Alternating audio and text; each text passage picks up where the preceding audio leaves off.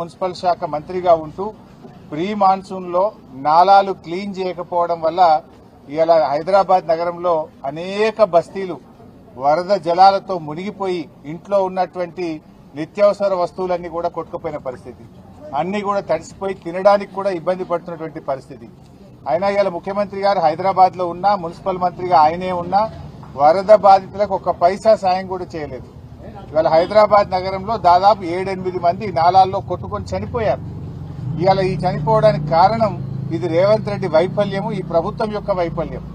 వరద బాధితులకు కనీసం నిత్యావసర వస్తువులు కూడా ఇవ్వలేదు, కనీస సహాయం కూడా చేయనటువంటి పరిస్థితి. ఇవాళ మా తలసాని శ్రీనివాస్ యాదవ్ గారు దాదాపు 1500 మందికి ఇవాళ వివిధ బస్తీల్లో వరదతో ఇబ్బంది పడ్డ ప్రజలకు నిత్యావసర వస్తువులు అందించడం జరుగుతూ ఉంది.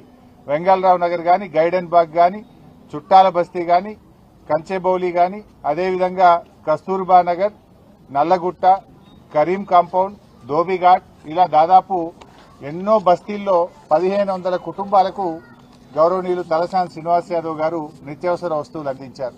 ఇలా ప్రభుత్వం ఫెయిల్ అయింది, రేవంత్ రెడ్డి పట్టించుకోలేదు. కానీ తలసాని శ్రీనన్న మాత్రం తన వంతు సాయంగా ఈ రోజు ఈ బస్తీ ప్రజల్ని తను ఆదుకోవడం జరుగుతూ ఉంది. ఎందుకు అసలు రేవంత్ రెడ్డి ఈరోజు మున్సిపల్ మంత్రిగా రాష్ట్రంలో ఎక్కడ చూసినా కూడా అన్ని బస్తీలన్నీ కూడా ఇలా మునిగిపోయినటువంటి పరిస్థితి, గుంతలమయమైపోయింది. చాలా చోట్ల కరెంట్ ఇబ్బంది జరిగింది, రోడ్లన్నీ కూడా పోయినాయి. ఆ గుంతలు బూడ్చే తెలివి లేదు కానీ 4th సిటీ గురించి మాత్రం ఏదో పోజులు కొడతా ఉన్నాడు. ఉన్న సిటీని పట్టించుకో, ముందు ఉన్న సిటీల్లో నాలాలు సాఫ్ చేయి, ఉన్న సిటీలో రోడ్లను బాగు చేయి. ఇది ఇడిచిపెట్టి కాంట్రాక్టర్ల కోసం 4th సిటీ అని 6 లైన్ రోడ్లు వేసుకుంటే చేరినాడు. ఇవాళ ప్రజల గురించి నువ్వు పట్టించుకున్న పాపాన పోలేదు. రేవంత్ రెడ్డి ఇలా పూర్తిగా బరి తెగించాడు. ఎవడన్నా బరి తెగించి బజార్లో నిలబడితే ఏమంటామా అని అట్లయిపోయింది రేవంత్ రెడ్డి పరిస్థితి. మొన్న మాట్లాడుతున్నాడు ఆయన, కండువాలు కప్పినంత మాత్రాన పార్టీ మారినట్టు కాదట. కండువాలు మరి ఎందుకు కప్పినాడు? కండువాలు కప్పితే పార్టీ మారలేదని మాట్లాడితే ఇంతకంటే బరి తెగింపు మాటలు ఉంటాయా? అంటే రేవంత్ రెడ్డి ఇవాళ నువ్వు ఏం మాట్లాడుతున్నావు? వాళ్ళే మేము పార్టీ మారినాము, కండువా కప్పుకున్నామని వాళ్ళ ట్విట్టర్లో వాళ్ళే పెట్టి, మీ పీసీసీ అధ్యక్షుడే 10 మంది కాంగ్రెస్ పార్టీలో చేర్చుకున్నా అని మహేష్ కుమార్ గౌడే చెప్పబట్టే, గాంధీ భవన్ లో మీటింగ్ జరిగితే మీ ఇన్ఛార్జ్ నేతృత్వంలో పార్టీ మారిన ఎమ్మెల్యేలు గాంధీ భవన్ లో వచ్చి మీటింగ్ లో పాల్గొండ్రి. పార్టీ మారిన ఎమ్మెల్యేలు Congress legislature party meeting, CLP meeting కు కూడా వాళ్ళు హాజరైంది. నువ్వు వాళ్ళని తీసుకుపోయి ఢిల్లీలో ఏఐసీసీ కార్యాలయంలో రాహుల్ గాంధీకి కూడా కల్పిస్తుంది. ఇంత ఓపెన్ గా కుల్లా కాంగ్రెస్ పార్టీలో చేర్చుకొని కండువాలు కప్పితే పార్టీ మారినట్టు కాదనే చిల్లర మాటలు ఇలా రేవంత్ రెడ్డి మాట్లాడుతూ ఉన్నాడు. ఆ కుర్చీ గౌరవాన్ని పరువు తీసే విధంగా ఈ రోజు రేవంత్ రెడ్డి గారు మాట్లాడుతూ ఉన్నారు. ఇవాళ రాష్ట్ర ప్రజలకు అన్ని తెలుసు కదా. ఆ ఎమ్మెల్యేలే ఏం చెప్పిండ్రు? మేము అభివృద్ధి కోసం పార్టీ మారినాము, డెవలప్మెంట్ వర్క్ల కోసం పార్టీ మారినామని వాళ్ళ నియోజకవర్గాల్లో కార్యకర్తల మీటింగ్ లో ఓపెన్ గా వాళ్లే చెప్తా ఉంటే ఇంకా ఈ బరితీంగంపేంది, ఇంకా ఈ చిల్లర చేష్టలేంది? ఇలా ప్రజలు అన్ని గమనిస్తా ఉన్నారు. సరైన సమయంలో మీకు తగిన బుద్ధి చెప్తారు. సో ముఖ్యంగా ఇప్పటికైనా ఇలా మా తలసాని సీనన్నను చూసన్న కళ్ళు తెరువు. సీనన్న ఇలా సనత్ నగర్ నియోజకవర్గంలో బస్తీ ప్రజలకు సాయం చేసినాడు.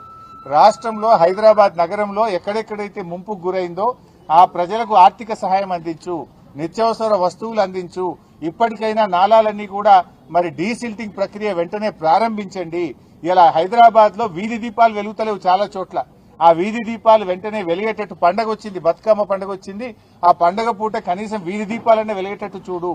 ఇవాళ రాష్ట్ర ప్రజలందరికీ కూడా ఇవాళ బతుకమ్మ పండుగ ప్రారంభోత్సవం జరుగుతూ ఉంది. మా అక్క చెల్లెలందరికీ కూడా బతుకమ్మ పండుగ శుభాకాంక్షలు తెలియజేస్తా ఉన్నాం.